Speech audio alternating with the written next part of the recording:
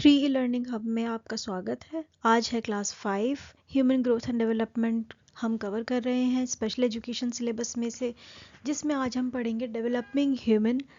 हम स्टेजेस पढ़ेंगे जिसमें pre natal development, infancy, adolescence, childhood है। आज हम प्री नेटल डेवलपमेंट और इन्फेंसी को कवर करेंगे। अगर आप किसी भी स्पेशल एजुकेटर एग्ज़ाम की तैयारी कर रहे हैं, स्पेशल एजुकेटर टीचिंग एग्ज़ाम की तैयारी कर रहे हैं, उसमें चंडीगढ़, बिहार, DSSB, यूपी, हरियाणा या फिर KVS या फिर किसी और स्टेट की टीचिंग एग्ज़ाम की तैयारी कर रहे हैं जो स्पेशल एजुकेशन से जुड़ा हुआ है, तो ये चैनल आपके लिए है।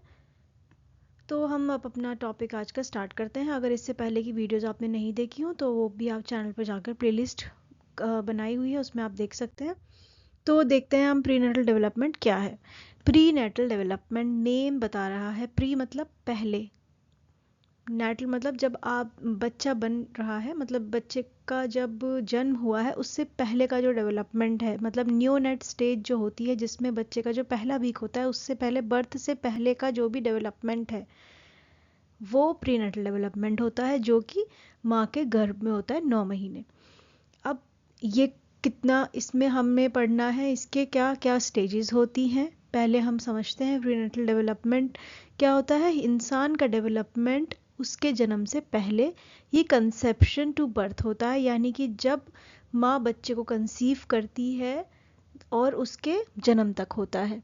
ये पीरियड जो होता है ये एक ह्यूमन का, इसमें ह्यूमन इंसान के अंदर, मतलब माँ के गर्भ के अंदर, वोम के अंदर इसका डेवलपमेंट होता है ह्यूमन का, और स्टार्टिंग फ्रॉम द कंसेप्शन, और जब तक बर्थ होती तब तक ये कंटिन्यू डेवलपमेंट होता रहता है, और इसी को प्री नेटल डेवलपमेंट बोलते हैं। अब ये बहुत क्रूशल क्यों होता है, क्योंकि ये हमारे हम इंसान हैं, हमारी विकास की नींव रखता है। Neurological foundation, biological foundation, foundation का मतलब है कि वो नींव रखता है ये सब जो माँ के गर्भ में होता है। और ये बहुत इम्पॉर्टेंट होता है स्पेशल एजुकेशन के एस्पेक्ट से, क्योंकि अगर इस वक्त कोई भी ऐसी गतिविधि होती है जो बच्चे के लिए और माँ के लिए नुकसानदेह होगी, तो वो बच्चे पर साइड इफ़ेक्ट डालेगी और डिसेबिलिटी वहाँ से जन्म ले सकती है। ठीक है, तो अब हम देखते हैं प्रीनेटल डेवलपमेंट जो है उसका टाइम क्या होता है, 38 to 40 वीक्स। ये 3 मेजर स्टेजेस में डिवाइड है। अब ये स्टेजेस कौन कौन सी हैं इन्हें आपको याद करना है। ये है जर्मिनल, एम्ब्रियोनिक और फीटल। अब इसको आप कैसे याद करेंगे, जर्मिनल को जाइगोटिक भी बोलते हैं, embryonic stage, fetal stage. 0 to 2 week होती है जर्मिनल। ये आपको ज़रूर, ये स्लाइड बहुत ज़रूरी है, ये ज़रूर आपको याद रखना है। ओके, तो जर्मिनल 0 to 2 वीक, एम्ब्रियोनिक 2 से 8 हफ्ते तक, और फीटल 9 हफ्तों से बर्थ तक, मतलब जन्म तक, जो कि 38 से 40 हफ्ते हो सकते हैं। ये भी चीज़ आप ध्यान रखिएगा। 9 वीक टिल बर्थ वाला जो पीरियड है वो 38 से 40 हफ्ते हैं, मतलब 38 to 40 वीक्स। ठीक है, तो हम जर्मिनल स्टेजेस में क्या क्या होता है, फर्टिलाइजेशन होती है, यानी कि स्पर्म ओवम से अटैच होता है और फिर जाइगोट फॉर्म होता है। उसके बाद उसमें ब्लास्टोसाइट्स बनते हैं, फर्दर डेवलपमेंट, डिवाइड होता है सेल्स का, और उसके बाद जाइगोट बनता है। इस स्टेज को हम जर्मिनल स्टेज बोलते हैं। जाइगोट जो है वो इसी स्टेज का पार्ट है, तो इसको हमें, अगर आपको यहाँ जाइगोटिक स्टेज भी लिखा हुआ आता है तो उससे कंफ्यूज नहीं होना, 0 to 2 वीक ही उसका टाइम होता है। अब हम एम्ब्रियोनिक स्टेज देखते हैं। इसमें क्या होता है, 3 से 8 हफ्ते की होती है ये स्टेज। इसमें बहुत जल्दी ब्रेन का डेवलपमेंट होता है, दिल बनना शुरू होता है, हार्ट डेवलप होता है, और अलग दूसरे ऑर्गन्स भी जो इम्पोर्टेंट ऑर्गन्स हैं उनका फॉर्मेशन होता है। बाकी के 9 हफ्ते से बर्थ तक होलिस्टिक डेवलपमेंट होता है। हर तरीके से बच्चे की ग्रोथ बढ़ती है और वो मेच्योर होता है। ग्रोथ बढ़ती है, वो मूवमेंट करना स्टार्ट करता है, ऑर्गन्स मेच्योर होते हैं, सेंसरी डेवलपमेंट होता है। हाँ जी, तो पहली स्टेज कौन सी है, जर्मिनल स्टेज। जर्मिनल स्टेज का टाइमिंग क्या होता है, 0 to 2 वीक। ये 0 से 2 हफ्तों तक होती है आफ्टर कंसेप्शन। जर्मिनल स्टेज कब स्टार्ट होती है, जब फर्टिलाइजेशन होता है। फर्टिलाइजेशन के साथ ही जर्मिनल स्टेज स्टार्ट हो जाती है। फर्टिलाइजेशन का मतलब क्या है, जब फीमेल ओवम से मेल स्पर्म फ्यूज़ होता है। ठीक है, जैसे ही ये फ्यूज़ होगा फौरन फर्टिलाइजेशन स्टार्ट हो जाती है। फिर जाइगोट फॉर्म हो जाता है। जाइगोट रैपिडली डिवाइड होने के बाद ब्लास्टोसाइट्स बनाता है। ओके, इस डिवीजन को क्या बोलते हैं? क्लीवेज। उसके बाद ये ब्लास्टोसाइट्स बनाता है। ब्लास्टोसाइट्स कैसा होता है? ब्लास्टोसाइट्स में बहुत सारे छोटे छोटे छोटे छोटे सेल्स होते हैं।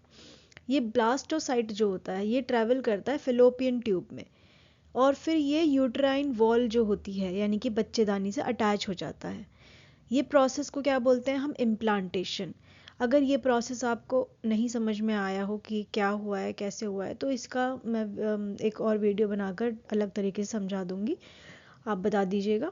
ये बहुत ज़रूरी होता है एक प्रेगनेंसी को कंटिन्यूएशन में रखने के लिए, मतलब पूरी प्रेगनेंसी के लिए ब्लास्टोसाइट का यूट्राइन वॉल से अटैच होना बहुत ज़रूरी होता है।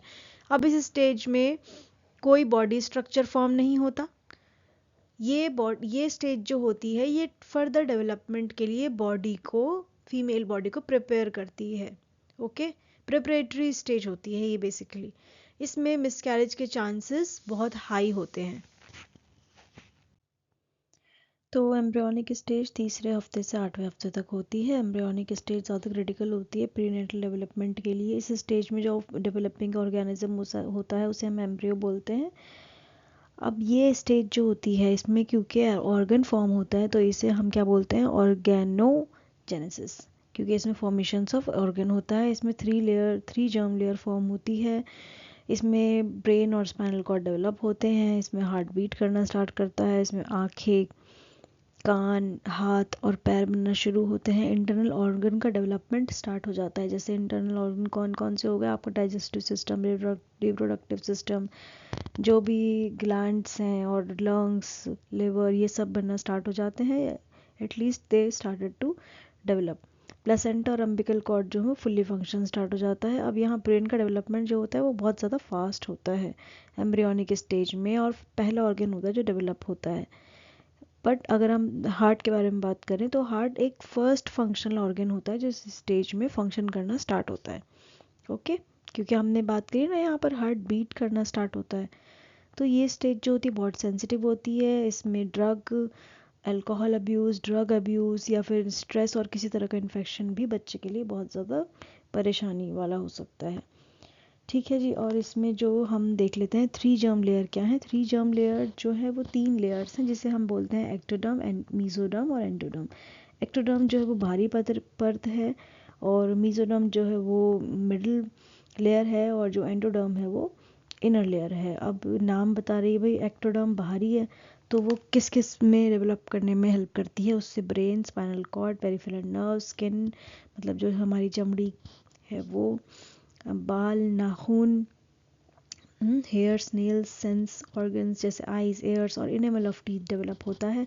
मीजोडर्म हमारे मसल्स, एम से याद रख लो, मीजो मसल यानी कि हमारे बॉडी मूवमेंट से रिलेटेड जितनी भी चीज़ें हैं, जिसमें क्या आ गई आपकी बोन्स आ गई, कार्टिलेज आ गई, heart, blood vessel, kidney, reproductive organs, connective tissues, ये सब बोन इसकी हेल्प से डेवलप होना स्टार्ट होते हैं। एंडोडर्म जो है वो लाइनिंग ऑफ टिश्यूज़ पे ज़्यादा फोकस रखती है, और इनर लेयर पे जिसमें digestive tract lining, liver and pancreas, lungs, thyroid and parathyroid glands और यूरिनरी ब्लैडर की लाइनिंग होती है। ओके,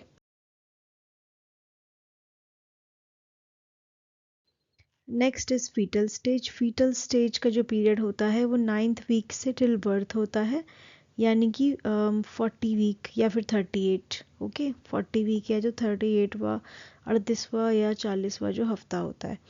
अब ये 9th से स्टार्ट हो जाता है, और इस समय जो ऑर्गेनिज्म होता है उसे हम क्या बोलते हैं? फीटस। तो आपने ध्यान रखना है कि जब जर्मिनल पार्ट था, फर्स्ट स्टेज थी 0 to 2 हफ्ते तक हम जाइगोट बोल रहे थे, उसके बाद हमने क्या बोला? एम्ब्रियो बोला, और अब क्या बोल रहे हैं हम? फीटस बोल रहे हैं। तो जाइगोट, एम्ब्रियो, फीटस, इस टाइम तक जो सारे ऑर्गन्स हैं ना वो बन जाते हैं। बस अब वो बहुत तेज़ी से ग्रो होते हैं, बहुत स्पीडली ग्रो होते हैं, बच्चे में वेट गेन होता है, उसके ऑर्गन्स धीरे धीरे मैच्योर हो जाते हैं। उसका फंक्शनल अच्छी तरह डेवलपमेंट होता है। ओके, उसके फंक्शंस, हाथ पैर चलाना स्टार्ट कर देता है बच्चा, मूवमेंट स्टार्ट हो जाता है बच्चे में। इस स्टेज में ब्रेन कंटिन्यूसली ग्रो करता है, बोन्स बहुत स्ट्रांग हो जाती हैं, मसल्स डेवलप होते हैं, लंग्स मैच्योर हो जाते हैं, सेंसरी एबिलिटी डेवलप होती है, body proportional become balanced. Okay, so bye the end of this stage क्या होता है, इस स्टेज के आखिर में आते आते फीटस कैपेबल हो जाता है कि वो अब अपनी माँ के गर्भ से बाहर आ सके। ठीक है, यानी कि वो बाहर की दुनिया के लिए तैयार हो जाता है।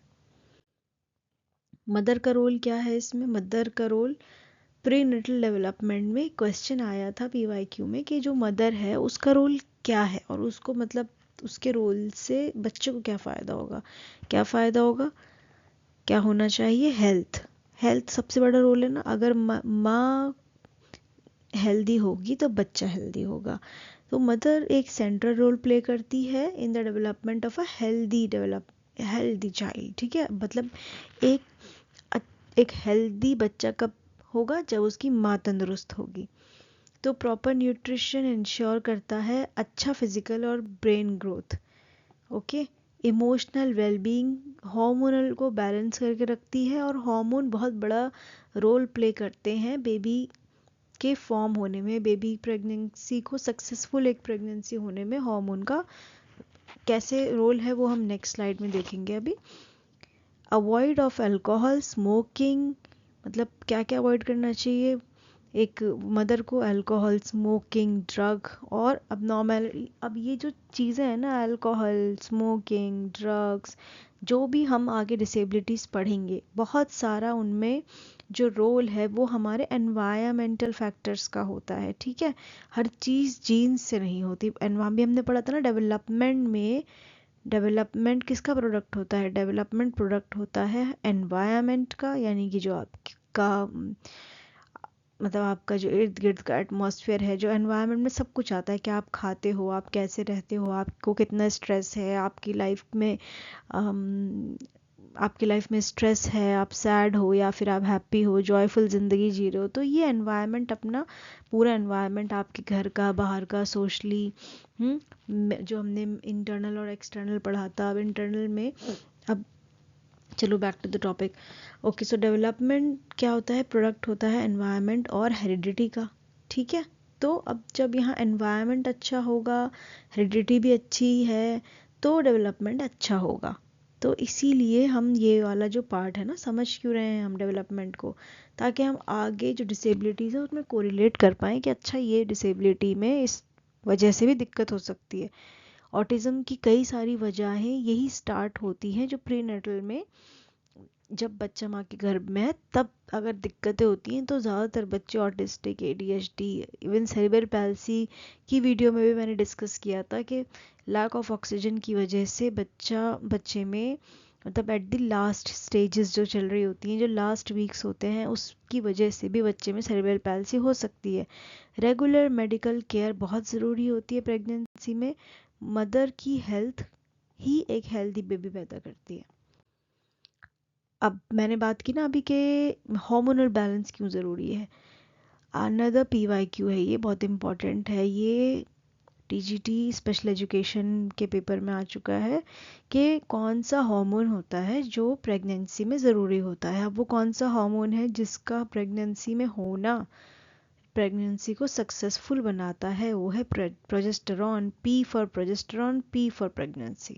ओके, प्रोजेस्टेरॉन एक बहुत इम्पॉर्टेंट हार्मोन है प्रेगनेंसी के दौरान, ख़ास तौर से जो अर्ली वीक्स है, मतलब शुरुआती हफ्ते।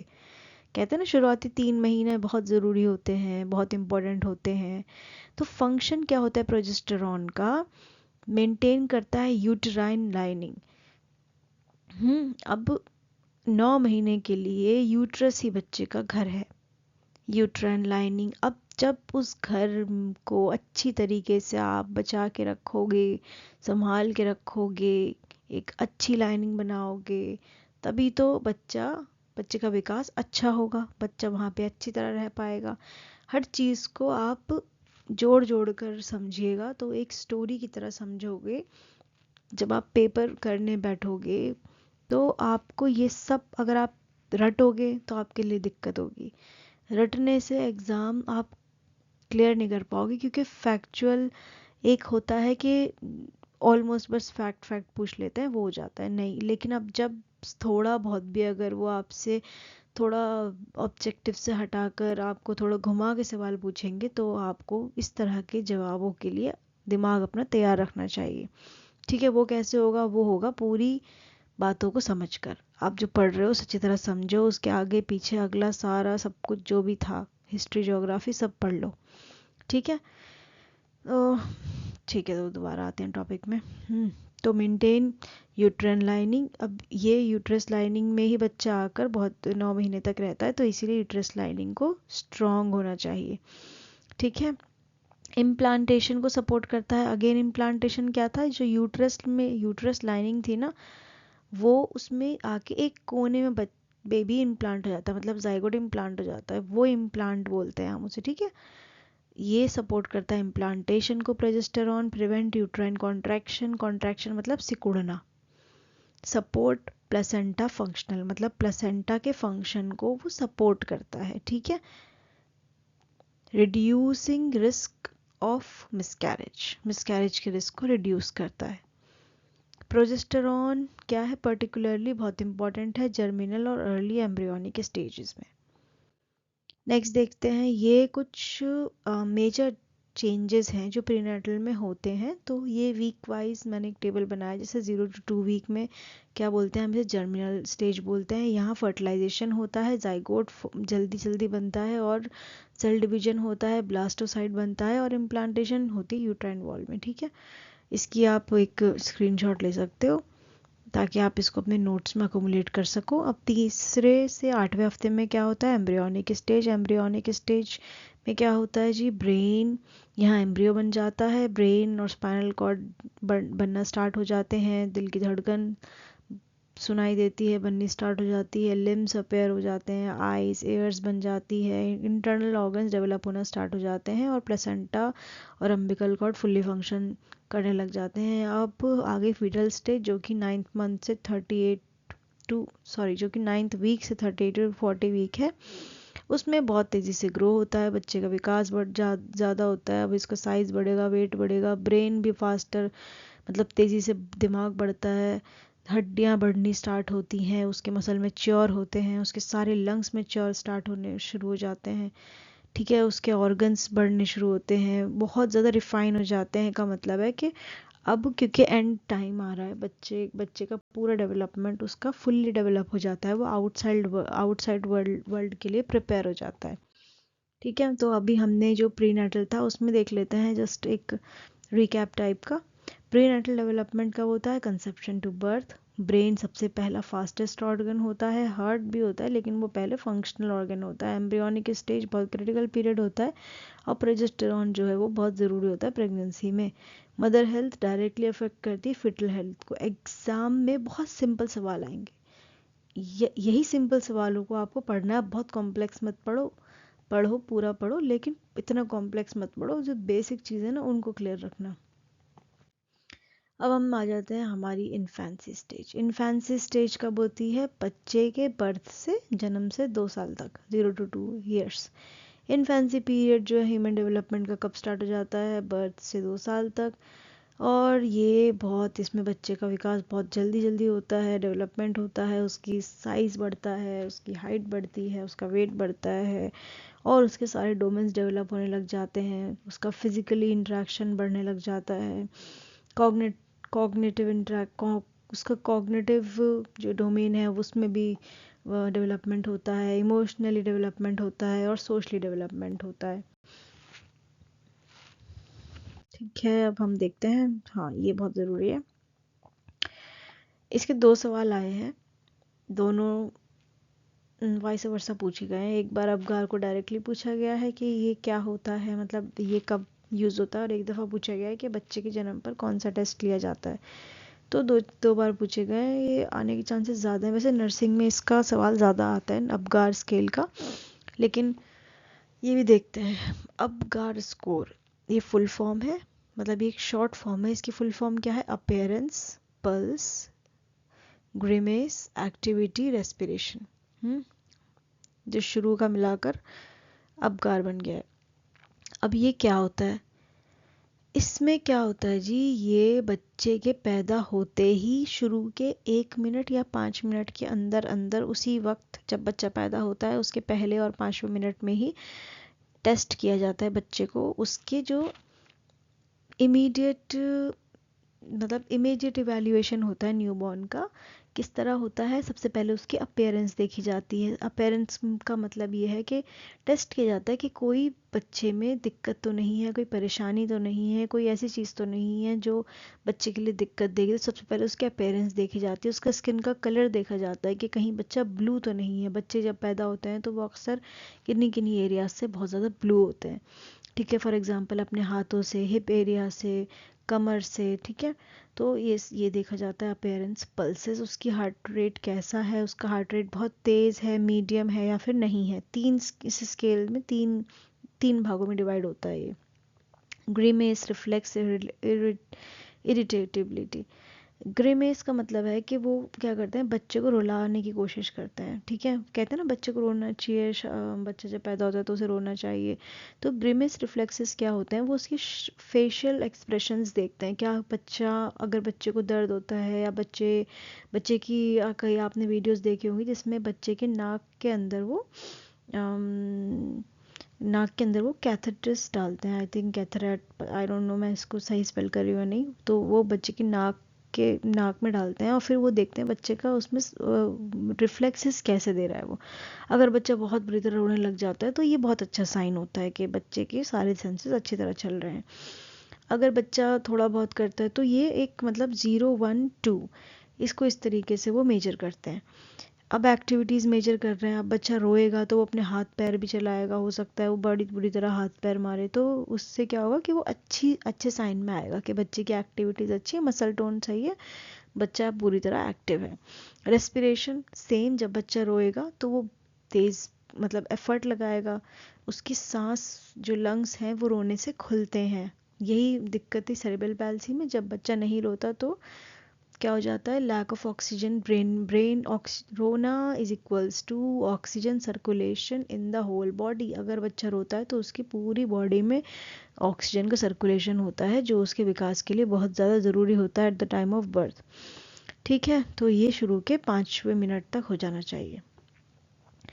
ये क्या आइडेंटिफाई करता है कि कोई न्यूरोलॉजिकल डिप्रेशन तो नहीं है। अगर बच्चे का जो ग्रिमेस है मतलब उसको चोट भी लग रही है और वो रो नहीं रहा, तो यानी कि उसको महसूस नहीं हो रहा, ठीक है। तो न्यूरोलॉजिकल डिप्रेशन है, कोई सेंट्रल नर्वस इशू है उसे, उसके जो सिस्टम फंक्शन अच्छी तरह नहीं कर रहे। लो स्कोर ये दिखाता है कि बर्थ अस्फिक्सिया हो सकता है या फिर कोई सेंट्रल नर्वस सिस्टम इमेच्योरेशन है।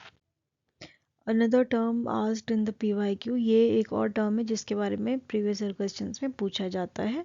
न्यूनेट्स क्या होते हैं। NSICU सुना होगा कभी आपने, न्यूनेटल ICU। तो न्यूनेट्स क्या होता है, जब बच्चा, न्यूनेट इज़ अ न्यूबॉर्न, मतलब जब बच्चा पैदा होता है तो उसे न्यूनेट्स कहते हैं। ये पहले 28 दिन जो होते हैं, यानी कि 0 to 4 वीक, यानी कि ऑलमोस्ट 1 महीने का जो पीरियड होता है उसमें बच्चे को न्यूनेट बोलते हैं। ये पीरियड अगेन बहुत ज़्यादा क्रिटिकल होता है क्योंकि बच्चा अपनी माँ के गर्भ से बाहर आता है, वॉम से बाहर आता है, और वो धीरे धीरे अडेप्ट करता है अपनी सराउंडिंग्स को, अपने एनवायरनमेंट को। फिजिकल कैरेक्टरिस्टिक्स क्या क्या होते हैं न्यूनेट्स में, उसकी हाइट कितनी होती है, 19 से 21 इंच। ये PYQ था, ठीक है। ये हाइट वाला जो है ना, वेट वाली, ये सब पूछा जा चुका है, ये सब पूछा गया है। अब ये देख लो भाई, न्यूनेट्स में से ही 4 सवाल पूछे गए हैं। पहली बात तो यही 5 न्यूनेट्स क्या होता है, दूसरा उसकी हाइट कितनी होती है, अलग अलग पेपर्स में आया ये, मतलब एक साथ नहीं आया, अलग अलग ईयर्स में आया है। उसका वेट कितना होता है बर्थ के टाइम पे, 2.5 से 3.5 किलो। एवरेज, हमेशा एवरेज पूछेंगे वो, ठीक है। अगर आपको 19.5 दिया हुआ है, 20 दिया हुआ है, तो आप उसके मतलब ऑलमोस्ट वही लगाओ। तो एवरेज क्या है, 20 से 20.5 इंचेस। और वेट क्या है, 3 kgs, मतलब 2.5 kg से 3.5 kg। हेड मतलब सर का जो वेट है, वो एक सवाल था कि सर का जो वेट है वो बच्चे के टोटल बॉडी वेट का कितना पार्ट होता है, तो वो होता है 1/4, ठीक है, 1/4। यानी कि ऑलमोस्ट 25%। हीमोग्लोबिन लेवल कितना होना चाहिए बच्चे में? 17 से 19 ग्राम तक होना चाहिए पर 100 ml ऑफ ब्लड। अब ये देख लेते हैं हम माइलस्टोन्स वेट और हाइट के। बर्थ के दौरान बच्चे का वेट ऑलमोस्ट 3 kgs होता है और उसकी हाइट 20.5 इंचेस होती है। तीसरे महीने में 4 से 4.5 किलो और 22-24 इंच उसकी एवरेज हाइट है। उसके बाद छठे महीने में ऑलमोस्ट 6 किलो, ये एवरेज वेट है, ज़रूरी नहीं है हर बच्चे का ऐसे ही हो, थोड़ा बहुत अप डाउन हो जाता है। 25 से 26 इंच। 9वें महीने में 7 किलो और 26 से 28 इंच। जो पहला साल होता है उसमें अप्रॉक्सीमेटली वो 9 किलो का होगा और उसका जो एवरेज हाइट होगी वो होगी 28 से 30 इंच। अब ये देख लेते हैं हम 18वें महीने में। 18वें महीने में 10 से 11 किलो और उसकी जो हाइट होगी वो 30 से 32 इंच। जब तक बच्चा 2 साल का होगा उसका जो ऑलमोस्ट वेट होगा, एवरेज वेट उसका 12 से 13 किलो होगा और 32 से 24 इंच तक की उसकी हाइट होगी। मोटर डेवलपमेंट कैसे होता है इन्फेंट स्टेज में? इन्फेंट डिस्प्ले करते हैं बहुत ही रिफ्लेक्सिव और वॉलंटरली एक्शंस। ठीक है, पहले पहले तो वो बहुत ज़्यादा रिफ्लेक्सिव होते हैं। कौन कौन से रिफ्लेक्सेस? जैसे रूटिंग, सकिंग, ग्रास्पिंग और ज़्यादा रिफ्लेक्सेस देते हैं वो। अब कौन कौन से वो, मतलब वॉलेंट्रीली और इनवॉलेंट्रीली मूवमेंट भी बच्चों में बहुत ज़्यादा होते हैं स्टार्टिंग के जो 2-3 महीने होते हैं उसमें। अब वो होल्ड हेड का मतलब अपने सर को, ये सवाल भी पीवाईक्यू है कि बच्चा जो है वो अपने सर को कब होल्ड करना स्टार्ट करता है। ठीक है, कब होल्ड करना स्टार्ट करता है? फर्स्ट मंथ में ऑलमोस्ट। ठीक है, the baby can briefly lift and hold the head. Sitting with support, कब वो बैठना स्टार्ट करेगा? 4थे से 5वें महीने में। क्रॉल कब करता है? ऑलमोस्ट 6ठे से 8वें महीने में। चलना कब शुरू करता है? 1 से 1.5 साल तक। जो सवाल इसमें पूछे गए ना, ये आपने अपनी लाइफ में भी कभी ना कभी देखे होंगे, तो अगर आप भूल भी जाओ तो अपने ज़रा थोड़ा बैक फ्रेम में जाना अपनी ज़िंदगी में और याद करने की कोशिश करोगे तो फिर at the time of examination आपको वो बात याद भी आ जाएगी। अब हम कॉग्निटिव डेवलपमेंट देखते हैं। इन्फेंट शुरू करते हैं भाई एक्सप्लोरेशन, अपने एनवायरनमेंट को किस तरीके से देखकर, महसूस करके और सुन के, टच करके और सुन के। ऑब्जेक्ट परमानेंसी कब आती है? By the end of first year the infant realize कर लेता है कि जो ऑब्जेक्ट है ये एग्जिस्ट करता है हमारे बिना देखे भी। ये भी सवाल सब आ चुके हैं तो इसीलिए आप PYQ ही है ये। इन्फेंट कब प्रॉब्लम को सॉल्व करना शुरू करते हैं? बहुत बेसिक लेवल पर, जैसे कि उनके लिए क्या है, अपने खिलौने को ढूंढना ही प्रॉब्लम को सॉल्व करना, ये उनके कॉग्निटिव डेवलपमेंट यहाँ तक हो जाता है। इमोशनल डेवलपमेंट, बेसिक जो है ना इंस्टिंक्चुअल, वो डेवलप हो जाता है उनका। जैसे कि वो रोते हैं, स्माइल करते हैं, डरते भी हैं। ठीक है, रोना, स्माइल करना, डरना, गुस्सा तो एंगर वाली बात है तो थोड़ी बाद में आती है, लेकिन उन्हें पता है कि जब उन्हें चीज़ चाहिए तो वो रोएंगे भी, वो खुश भी होते हैं, हंसते हैं और वो डरते भी हैं। इन्फेंट डिस्प्ले करते हैं एक नार्सिसिस्टिक टेंडेंसी इन अ वे कि वो सेल्फ सेंटर्ड होता है। बच्चे के लिए उसकी दुनिया ही सब कुछ है, वही दुनिया है, वही उसकी दुनिया है और जो आसपास उसके लिए चल रहा है वो सेल्फ सेंटर्ड होता है और बाकी सारी दुनिया उसके लिए है। मतलब बच्चे को ऐसा लगता है कि ये जो सब कुछ मेरे इर्द गिर्द हो रहा है वो सब मेरे लिए है, मैं ही दुनिया में सबसे फिलहाल अव्वल हूँ, और तो वो सेल्फ सेंटर्ड होता है। ओके, तो वो खुद से बहुत ज़्यादा अटैच होता है, उसको अपनी भावनाएं सबसे ऊंची लगती हैं। Early attachment form with care giver, अब जो उसका ध्यान रख रहा है उससे वो बहुत ज़्यादा अटैच हो जाता है और ये क्या पैदा करती हैं बच्चे में? ट्रस्ट और सिक्योरिटी। सोशल डेवलपमेंट कैसा होता है? इन्फेंट डिपेंड करता है पूरी तरीके से अपने केयर गिवर पर अपने सर्वाइवल के लिए। वो मदर हो सकता है या फिर वो कोई और फादर हो सकता है या कोई और हो सकता है। अब वो सोशली जो है वो क्या क्या करना शुरू करता है? हंसना, कूइंग। ठीक है, बच्चे के साथ करते नहीं है, खेलते हैं बच्चे के साथ तो बच्चा आ ऊ करता है, वो है कूइंग।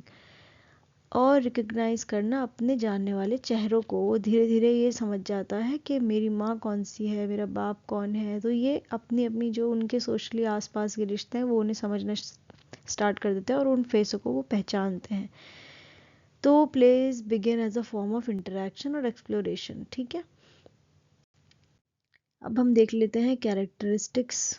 अगेन ये जो भी हाईलाइटेड है ना वो सब पीवाईक्यू में आया है किसी न किसी रूप से।